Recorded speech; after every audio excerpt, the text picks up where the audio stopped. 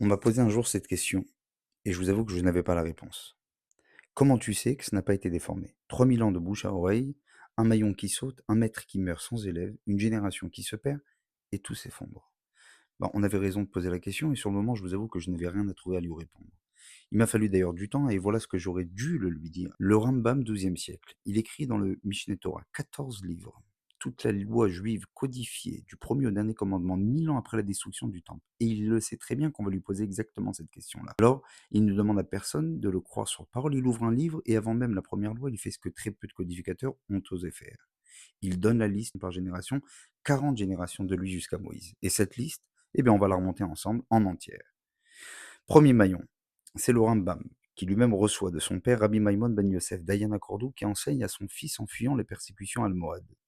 Enfin, lui-même a reçu, Rabbi Maimon reçoit de Rabbi Yosef ibn Migash, l'Ori Migash, à la tête de la yeshiva de Lucena. Le Rambam en parlera toute sa vie avec une vénération très particulière. L'Ori Migash reçoit de Rabbi Yitzhak el-Fassi, un rab qui s'appelle l'Orif, qui était né de près de Fès au Maroc. Il fit à 75 ans vers l'Espagne et emporte avec lui d'ailleurs toute la tradition du Maghreb. Enfin, le Rif, il reçoit de Rabbeinu Hananel et de Rav Nissim Gaon à Kairouan en Tunisie, la grande plaque tournante d'ailleurs entre la Babylonie et l'Occident. Enfin, Kairouan reçoit de Babylonie. Et là, on entre dans l'époque des Gaonim. Ravaï Gaon, 40 ans à la tête de Pumbedita, mort en 1038. Il reçoit de son père le Rav Sherira Gaon, celui-là même qui a écrit l'histoire de cette transmission dans sa fameuse Iguérette, sa lettre envoyée justement à Kairouan. Avant eux, il y a eu Rav Saadia Gaon, Rav Amra, Rav Yehuda Hai Gaon, et derrière eux, la fameuse époque des Savoraïm, et deux académies qui fonctionnent sans interruption pendant près de 8 siècles, Soura et Pumpadita. Ces académies, ce sont celles-là même qui ont produit le Talmud, Ravina et Ravashi. Ce sont eux qui le mettent par écrit vers l'an 500. Ravashi reçoit Rava de Rabba, Rabba de Ravuna, de Rav, Abba Aricha, qui était l'homme qui quitte la terre d'Israël pour aller planter la Torah en Babylonie d'ailleurs. Et Rav, lui, reçoit de son maître, qui était resté en Israël, le fameux Rabbi Yehuda Hanassi. On arrive à l'époque de la Mishnah, Rabbi Yehuda vers l'an 200. C'est lui qui prend la décision la plus lourde de l'histoire juive, c'est-à-dire de mettre par écrit ce qui jusque-là d'ailleurs se transmettait exclusivement de bouche à oreille, la Mishnah.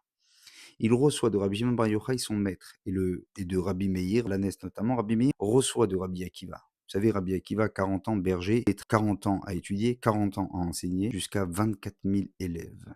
Rabbi Akiva reçoit sa Torah de Rabbi Eliezer ben Urkenos et de Rabbi Yoshua ben Hanania.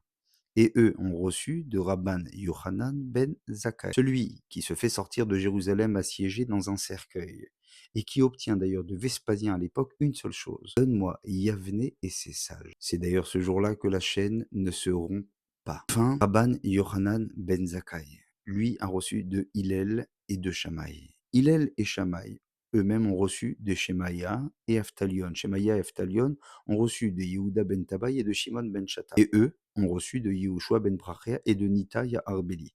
Enfin, eux ont reçu de Yosef ben Yoézer et de Yosef ben Yochanan. Eux ont reçu d'Antigonos Ishucho, et Antigonos a reçu de Shimon Hatzadik. Alors voilà, Shimon Hatzadik, qui était d'ailleurs le dernier survivant de la Grande Assemblée. Les fameux 120 sages qui ont reconstruit la vie juive après l'exil de Babylone par Ezra le scribe. Ezra a reçu sa Torah de Baruch ben Neria, qui était le disciple, le scribe, celui qui écrivait sous la dictée du fameux prophète Jérémie. Enfin, ici, on arrive à Irmiyahu, le prophète, qui reçoit Séphania de Rabakouk, a reçu sa Torah de Nahum, Nahum il a reçu de Yoel, Yoel de Mir. Enfin, Ria Shiloni lui-même reçoit toute sa Torah du roi, David reçoit du prophète Shmuel, lui a reçu sa Torah d'Élie à Cohen.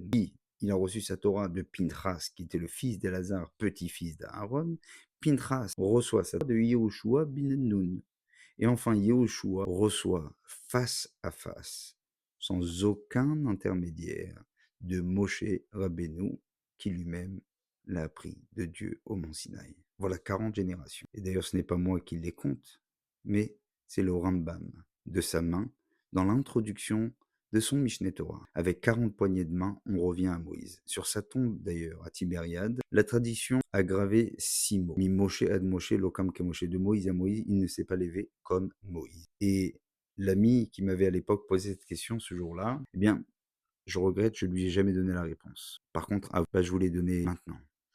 Parce que cette liste, d'ailleurs, ce qu'il faut surtout pas oublier, c'est qu'elle ne s'arrête pas au Rambam, mais elle a continué. Ses élèves, leurs élèves, jusqu'à mes propres maîtres, jusqu'aux vôtres d'ailleurs, et jusqu'à cet écran-là. Le dernier maillon de la chaîne, d'ailleurs, n'est même pas dans cette liste. Pourquoi? Parce qu'il est en train de regarder cette fameuse vidéo-là. Bonne journée.